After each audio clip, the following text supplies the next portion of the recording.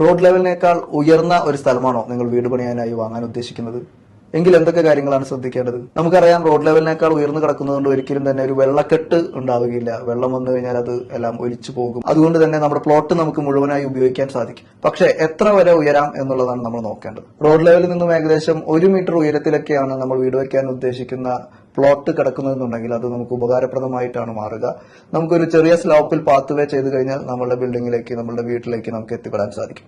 ഇനി 1 മീറ്ററിൽ അധികം ഹൈറ്റ് ഉള്ള ചെറിയ പ്ലോട്ടുകളാണെങ്കിൽ നമുക്ക് ആ മണ്ണ് എടുത്തു മാറ്റുക എന്ന് പറയുന്ന വലിയൊരു ബുദ്ധിമുട്ട് നമുക്കുണ്ട്. ആ മണ്ണ് എടുത്തു മാറ്റുന്നതിനുള്ള ഡിപ്പാർട്ട്മെന്റുകളിൽ നിന്നുള്ള അനുമതിയുടെ പ്രശ്നങ്ങൾ, അതുപോലെ തന്നെ ആ മണ്ണിന്റെ ഉറപ്പിനനുസരിച്ച് അതെടുത്തു മാറ്റാൻ വരുന്ന ചെലവിന്റെ പ്രശ്നങ്ങളൊക്കെ നമ്മൾ അതിൽ കണക്കാക്കിയിട്ടുണ്ടാവണം. അത് വലിയ ചെലവിലേക്കാണ് പോകുന്നതെന്നുണ്ടെങ്കിൽ നമുക്ക് അത്തരം ഒരു പ്ലോട്ട് തിരഞ്ഞെടുക്കാതിരിക്കുന്നതാണ് എപ്പോഴും ഉത്തമം. അതുകൊണ്ട് നമ്മളൊരു ചെറിയ സ്ഥലമാണ് വാങ്ങുന്നതെന്നുണ്ടെങ്കിൽ ഒരുപാട് ഉയരത്തിൽ കിടക്കുന്ന ഒരു സ്ഥലം നമ്മൾ വാങ്ങരുത്.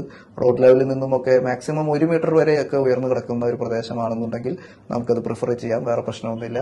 അല്ലെങ്കിൽ നമ്മൾ അത് ഒഴിവാക്കുകയും റോഡ് ലെവലിൽ കിടക്കുന്ന സ്ഥലം ഇനി കുറച്ച് പണം കൂടുതലാണെങ്കിൽ കൂടി അത് വാങ്ങി അവിടെ നമ്മളുടെ ബിൽഡിംഗ് ഡെവലപ്പ് ചെയ്യുന്നതായിരിക്കും ലാഭകരം. വീട് പണിയുന്നതിന് മുമ്പ് തീർച്ചയായും ഇത് മനസ്സിലുണ്ടാവുകയും അത് നോക്കി കണക്കാക്കിയിട്ട് വേണം അങ്ങനെ ഒരു പ്ലോട്ട് തിരഞ്ഞെടുക്കാൻ.